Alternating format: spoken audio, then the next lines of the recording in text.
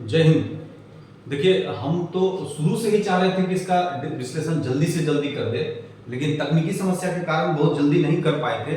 एक बार किए भी तो थोड़ा सा बोलने के क्रम में दिक्कत हो गई थी, क्योंकि हम लोग जैसे शिक्षक को वन टैक में क्लियर करना पड़ता है। हम लोग के पास एडिट का चांस नहीं है, सारे संसाधन नहीं है, तो जो सीमित संसाधन उसमें हम काम करना चाहते हैं। तो आज हाई कोर्ट असिस्टेंट एग्जाम पर हम जीएस एनालिसिस करने जा रहे हैं। हाई कोर्ट असिस्टेंट आज एग्जाम हुआ है। जाहिर सी बात है, हम शुरू से बोलते आ रहे हैं कि सवाल एकदम हमेशा जो है प्रॉम्प्ट सवाल पूछा जाता है, वैसे ही सवालों को पढ़ें तो ज्यादा आपके लिए बेहतर होगा।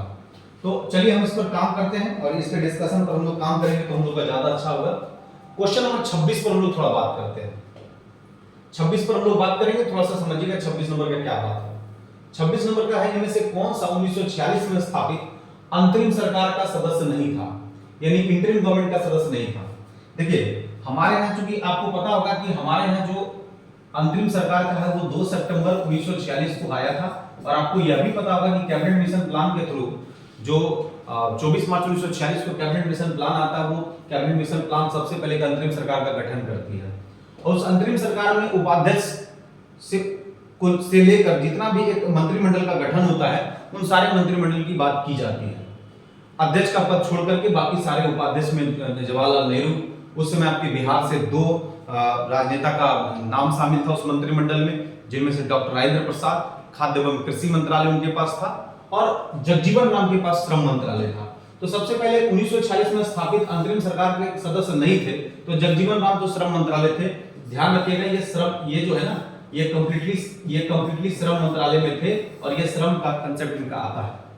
दूसरा आता है सरदार बल्लभ सिंह, ये डिफेंस मिनिस्ट्री में भी शामिल थे। जॉन मथाई भी शामिल थे। अच्युत पटवर्धन का नाम एकदम नया आता है, और इसमें आंसर हो जाएगा अच्युत पटवर्धन, यानी आपका 26 नंबर का आंसर हो जाएगा सी, अच्युत पटवर्धन। अब चलते हैं नेक्स्ट क्वेश्चन में। नेक्स्ट नंबर बहुत अच्छा सवाल है, 27 नंबर। निम्नलिखित में से अमृत बाजार पत्रिका की शुरुआत, बड़ा अच्छा क्वेश्चन है, अमृत बाजार पत्रिका की शुरुआत किसने की? आपको दिख रहा होगा स्क्रीन पर, तो इसको थोड़ा बड़ा भी कर सकते हैं। ये देखिए यहाँ पर, निम्नलिखित में से अमृत बाजार पत्रिका की शुरुआत किसने की? तो इसका आंसर देखिएगा बाबू, ये एकदम स्ट्रेट फॉरवर्ड क्वेश्चन पूछा है, शिशिर कुमार घोष इसका आंसर होगा, ऑप्शन नंबर ए।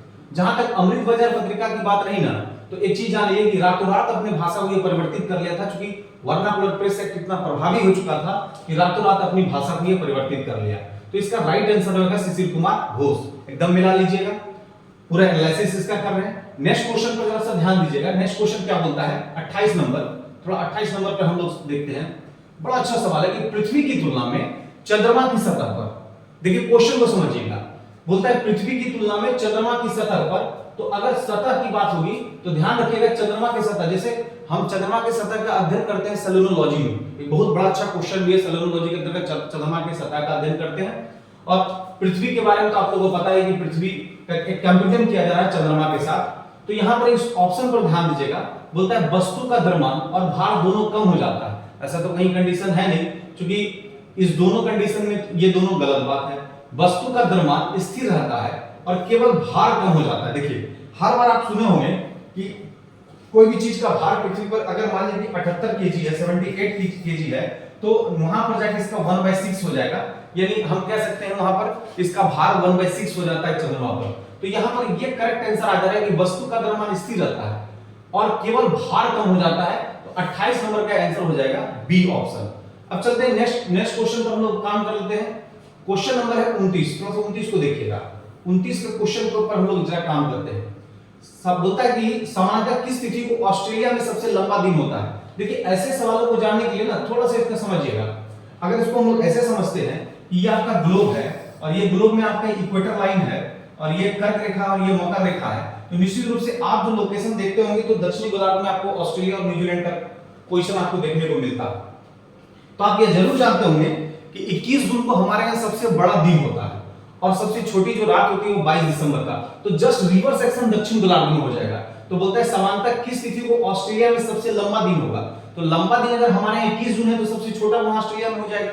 लेकिन अगर पूछा कि सबसे किस तिथि को ऑस्ट्रेलिया में सबसे लंबा दिन होता है, तो हमारे यहाँ जो सबसे छोटा है वो 22 दिसंबर। तो 22 दिसंबर दक्षिणी गोलार्ध में है, तो ये अब यहां पर जाके ऑस्ट्रेलिया में क्या हो जाएगा, ये सबसे लंबा दिन हो जाएगा। यानी जो उत्तरी गोलार्ध में सबसे छोटा होता है वहां जाके बड़ा हो जाता है, यानी रिवर्स एक्शन आप समझ सकते हैं। अगर पूछा जाता कि उत्तरी गोलार्ध में सबसे बड़ा दिन 21 जून, सबसे छोटी रात सबसे छोटा दिन 22 दिसंबर, लेकिन अगर सवाल आपसे पूछा जाता कि दक्षिणी गोलार्ध में, तो जो आपके यहाँ छोटा है वहां बड़ा हो जाएगा और जो आपके यहाँ बड़ा है वो छोटा हो जाएगा। बस यही कंफर्म रखिएगा क्वेश्चन नंबर 29 का। अब देखिए 29 के बाद हम लोग के पास क्वेश्चन नंबर कितना आ रहा है, क्वेश्चन नंबर हम लोग 30 पर बात कर लेते हैं। बड़ा अच्छा सवाल है, ये भी सवाल पर हम लोग बहुत अच्छे तरीके से बात बोलता है कि जैसे जैसे हम डैश से डैश की ओर बढ़ते हैं, दिन और रात की अवधि में अंतर बढ़ता चला जाता है। यह भी एकदम क्वेश्चन बहुत अच्छा पूछा है और इसको थोड़ा सा अगर डिटेल करेंगे तो काम हो जाएगा।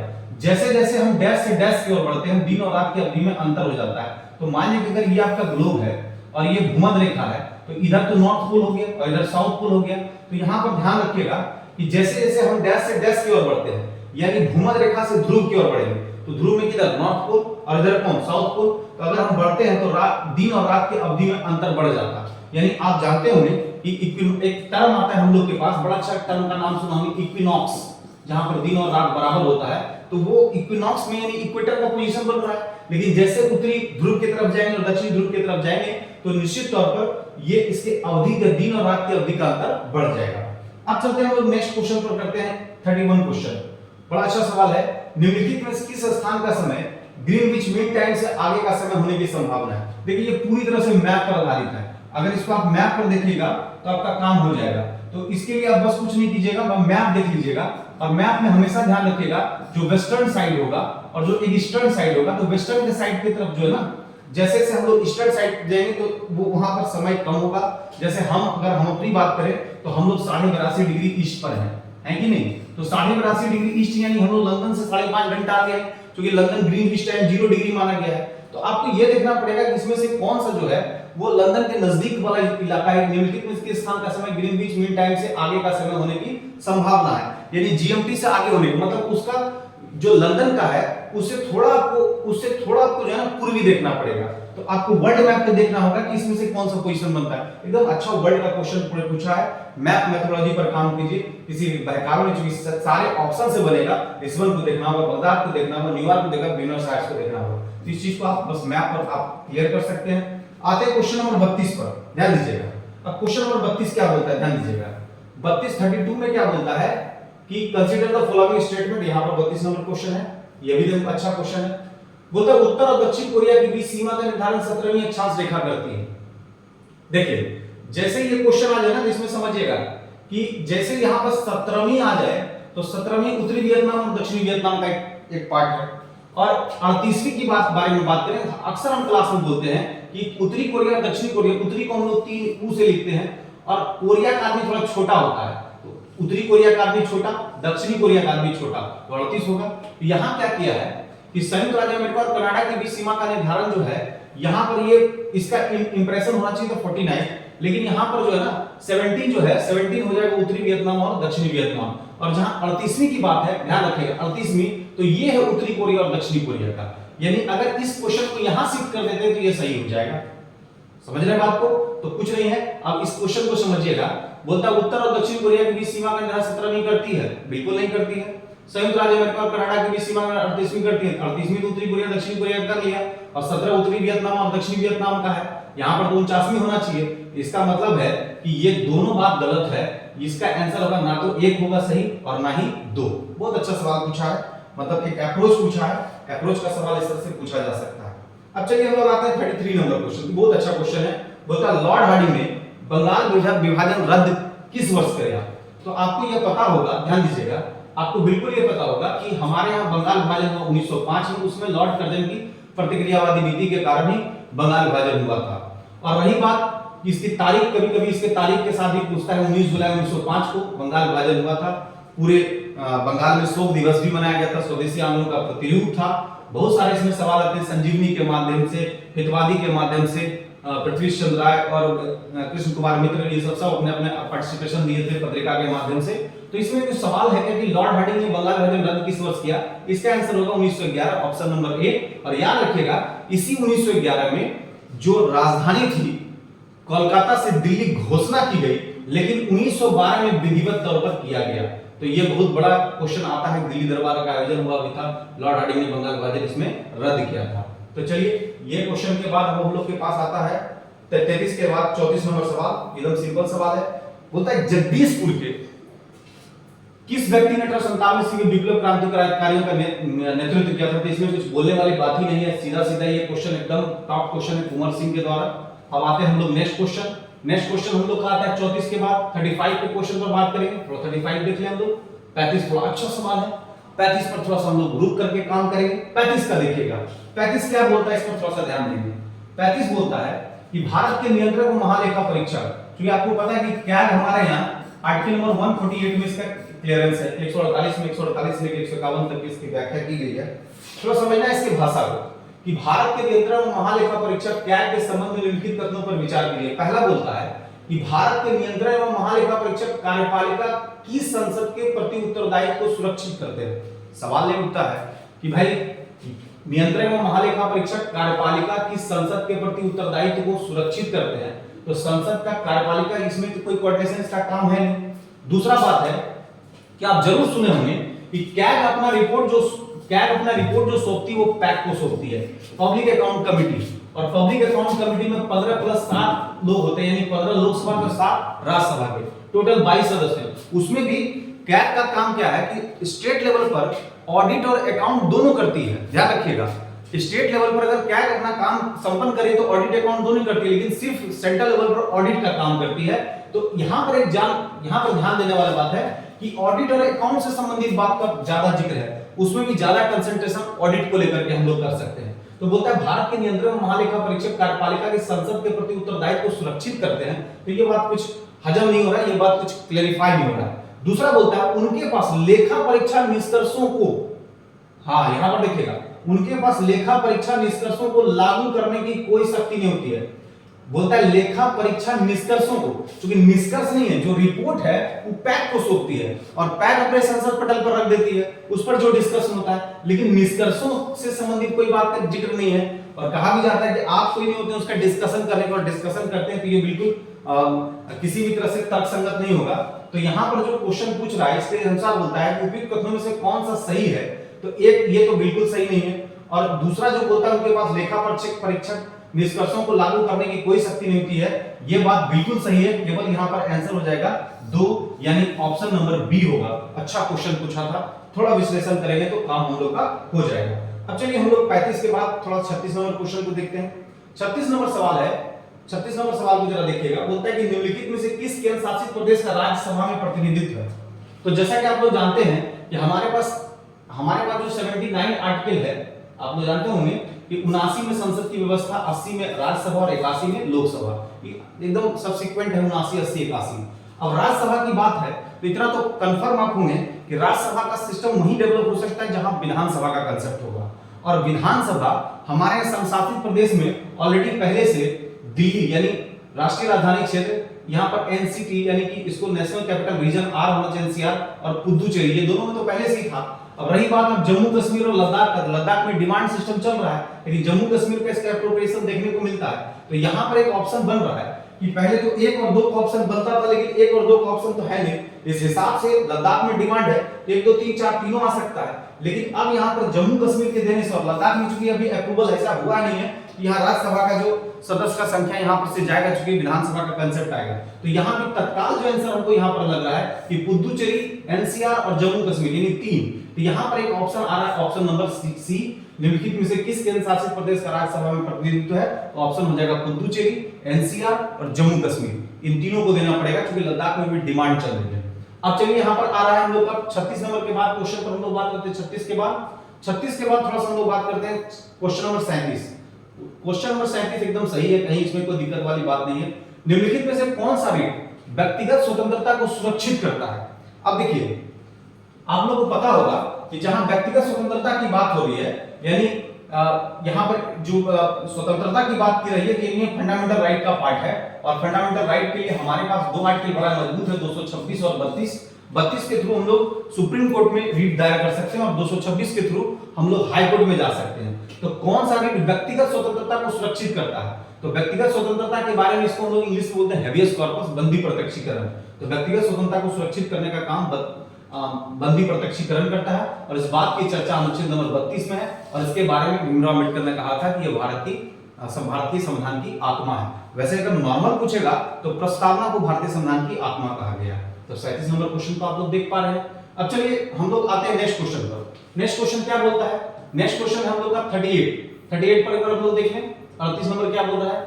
38 में बोलता है भारत के संविधान के तहत निम्नलिखित में से कौन सा मौलिक कर्तव्य नहीं है? आप जैसा जानते हैं, ध्यान दीजिएगा, जो जानते हैं पहले उस पर काम कीजिएगा, क्योंकि अगर हम लोग फंडामेंटल ड्यूटीज की बात करें तो हमारे मूल संविधान में इस बात की व्याख्या नहीं था। 42वां संविधान संशोधन अधिनियम स्वर्ण सिंह समिति की सिफारिश पर हमारे यहाँ क्या हुआ कि स्वर्ण सिंह समिति की सिफारिश पर इसको शामिल किया गया फंडामेंटल ड्यूटीज को।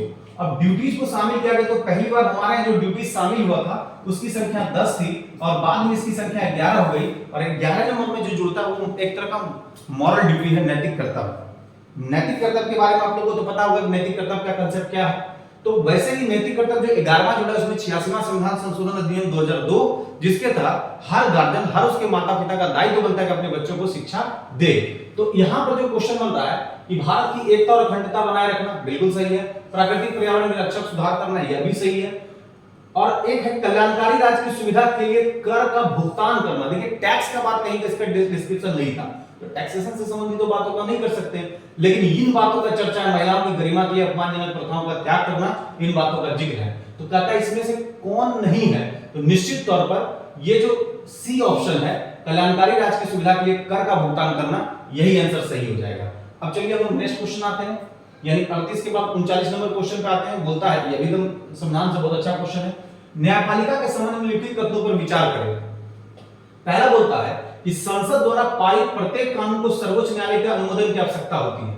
देखिए हमारे यहाँ जो है ना, सर्वोपरिता जो है वो विधायिका को मिला है, और अगर संसद वो पारित करते कानून हो उसको सुप्रीम कोर्ट के अप्रूवल की आवश्यकता नहीं है। तो हमें तो यहाँ पर इस बात का पूरा कंप्लीट पोजीशन दिख रहा है कि ये बात तो बिल्कुल गलत है कि संसद द्वारा पारित प्रत्येक कानून को सर्वोच्च न्यायालय के अनुमोदन की आवश्यकता होती है, बिल्कुल गलत है। दूसरा बोलता है न्यायपालिका अपने निर्णय को रद्द कर सकती है यदि वह संविधान की भावना के खिलाफ है, इसको हम कंसीडरेशन के लिए रख सकते हैं। तीसरा ऑप्शन बोलता है कि मौलिक अधिकार का उल्लंघन होने पर देश का कोई भी नागरिक न्यायालय का दरवाजा खटखटा सकता है, बिल्कुल खटखटा सकता है। अब यहाँ पर ऑप्शन 1 तो कैंसिल हो गया, 2 और 3 का ऑप्शन आपके पास यहाँ पर सी ऑप्शन में आ रहा है। न्यायपालिका अपने निर्णय को रद्द कर सकती है यदि वह संविधान की भावना के खिलाफ हो, और मौलिक अधिकार का उल्लंघन होने पर देश का कोई भी नागरिक न्यायालय का दरवाजा खटखटा सकता है। अभी तुरंत आपको बताए थे अनुच्छेद नंबर 32 के थ्रू सुप्रीम कोर्ट चला जाएगा, और 226 के थ्रू हाईकोर्ट का दरवाजा खटखटा देगा। ये फंडामेंटल राइट की बात होती है, तो ये बात एकदम क्लियर है, यहाँ पर तो कोई आपको दिक्कत नहीं होना चाहिए। अब 39 के बाद हम लोग थोड़ा आते हैं ऊपर के क्वेश्चन। 39 के बाद 40 नंबर क्वेश्चन इकोनॉमिक्स का सवाल है, बहुत अच्छा सवाल है, एकदम एक लाइन का सवाल है, लेकिन इस सवाल को समझने के लिए थोड़ा सा आपको ध्यान देना पड़ेगा। बोलता है निम्नलिखित में से कौन प्राय आर्थिक विकास का सहगामी है?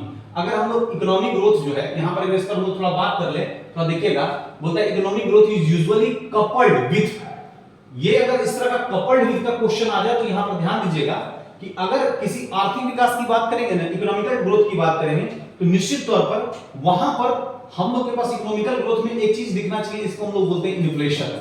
क्या बोलते हैं? इन्फ्लेशन। अब इन्फ्लेशन का बहुत टाइप है, डिमांड पुल है, कॉस्ट पुश है, इसके बाद क्रीपिंग इन्फ्लेशन बोलते हैं, एक को हाइपर इन्फ्लेशन बोलते हैं, एक को गैलोपिंग इन्फ्लेशन बोलते हैं। इन्फ्लेशन भी 3 टाइप का है, जिसको एक को बोलते हैं सबसे पहले आपका स्टार्ट हुआ क्रीप मतलब रेंज करके चलता है, गैलोप मतलब उछल जाना, हाइपर मतलब बहुत ज्यादा। तो बोलता है कि थोड़ा बहुत अगर इन्फ्लेशन हो रहा है तो निश्चित रूप से इकोनॉमिकल ग्रोथ को वो कपल्ड करेगा, उसको निर्धारित करेगा। तो यहाँ पर इसका परफेक्ट आंसर हो जाएगा मुद्रास्फीति। अब चलिए हम लोग नेक्स्ट क्वेश्चन पर बात करते हैं 40 के बाद। तो 40 के बाद 41 नंबर क्वेश्चन तो सीधा है कि भारत के संविधान का कौन सा अनुच्छेद भारतीय निर्वाचन आयोग की स्थापना से संबंधित है? ये आर्टिकल नंबर 324 परफेक्ट है, इसमें कुछ बोलने का जरूरत नहीं है, और जाहिर सी बात है ऐसा क्वेश्चन आए तो ये भाग 15 का महत्वपूर्ण बात है। 326 में हम लोग को वोट देने का अधिकार की बात की गई है, तो आप समझ सकते हैं ये निर्वाचन से संबंधित बात है, अनुच्छेद नंबर 324। अभी 148 के बारे में आपसे बात ही किए थे कि ये कैग से संबंधित बातों का जिक्र है। तो चलिए इसमें तो कोई क्वेश्चन ऐसा कुछ था नहीं। अब नेक्स्ट क्वेश्चन आते हैं 42 नंबर सवाल।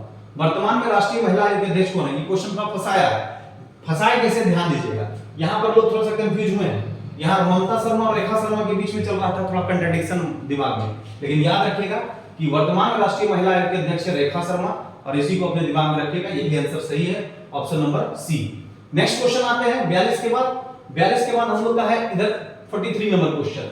43 बड़ा अच्छा सवाल पूछा है कि निम्नलिखित में से किसने भारत के, थोड़ा सा मिट गया देख लेते हैं, Who among the following have held the vice president office of the vice president of India? अच्छा ठीक है, यानी वाइस प्रेसिडेंट के बारे में पूछा है कि निम्नलिखित में से किस किसने भारत के उपराष्ट्रपति पद को संभाला है। तो अब यहाँ पर थोड़ा सा हम लोग बात कर ले। देखिए सबसे पहले यहाँ से जो हम लोग का कट होता है, कट कौन सा क्वेश्चन हो रहा है, नीलम संजीवन रेड्डी, ये लोकसभा के अध्यक्ष है, ठीक है, ये तो कट गया। दूसरा हम लोग के पास आता है फखरुद्दीन अली अहमद।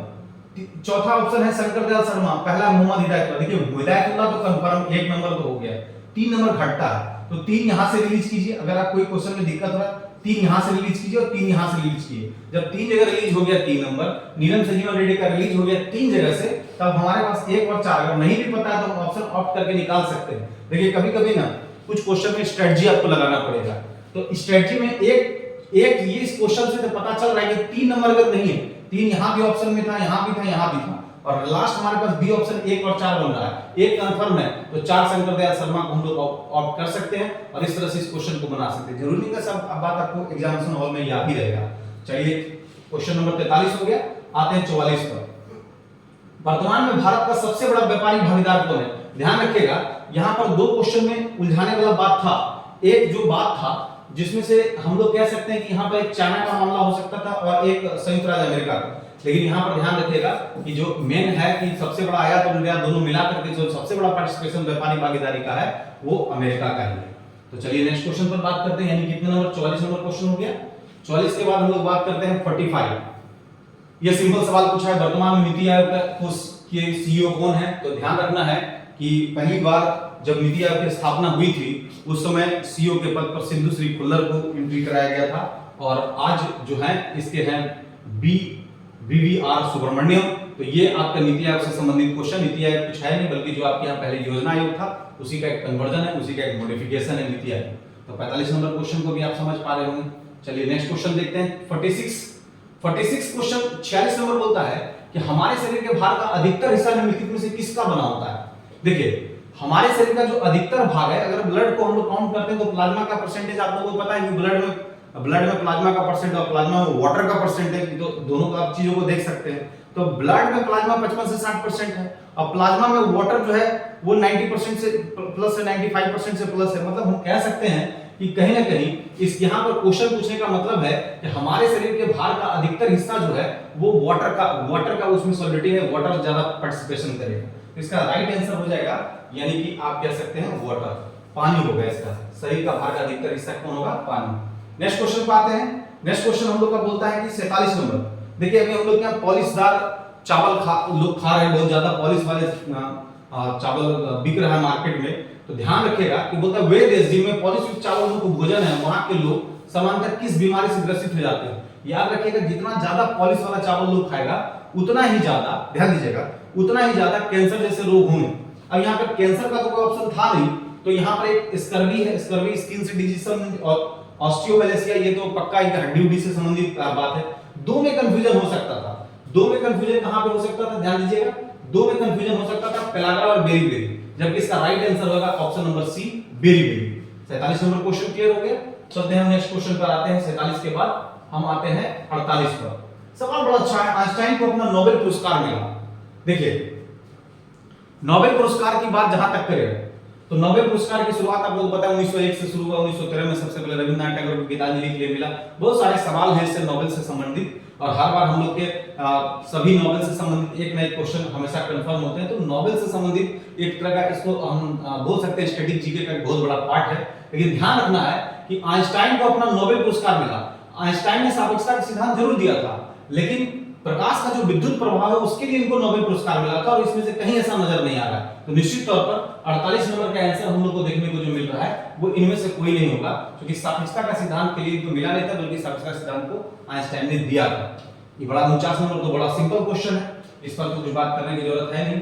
49 नंबर सवाल है, एक अश्व शक्ति के बराबर 746 वाट। ये सबको पता है, ये एकदम सिंपल क्वेश्चन पूछा था। ये सब गलती कीजिएगा तो बाहर तो जाना ही पड़ेगा। अब एक सवाल है 50 नंबर का सवाल देखिएगा, 50 नंबर 50, पेट्रोलियम उद्योग में मुख्य शुद्धिकरण पृथक्करण कार्यविधि क्या है? बहुत अच्छा सवाल पूछा, बड़ा टेक्निकल सवाल पूछा।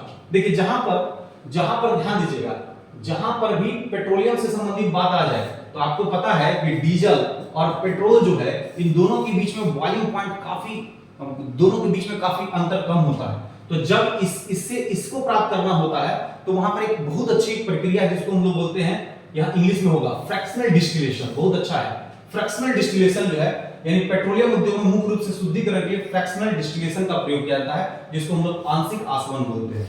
तो ये एकदम बिल्कुल सही क्वेश्चन हो गया। चलिए हम लोग नेक्स्ट क्वेश्चन पर बात करते हैं, 51 51 नंबर। अच्छा 51 नंबर फिर स्टार्ट हो गया वैक्यूम ट्यूब्स। चलिए 50 का क्वेश्चन था और हम लगता है कि आपका जो सवाल है उन सवालों को देख लीजिएगा। बस एक मैप वाला जो सवाल है अपने से देखिएगा, वो आप खुद ब खुद आप लोकेट कर लीजिएगा। जय हिंद, जय भारत।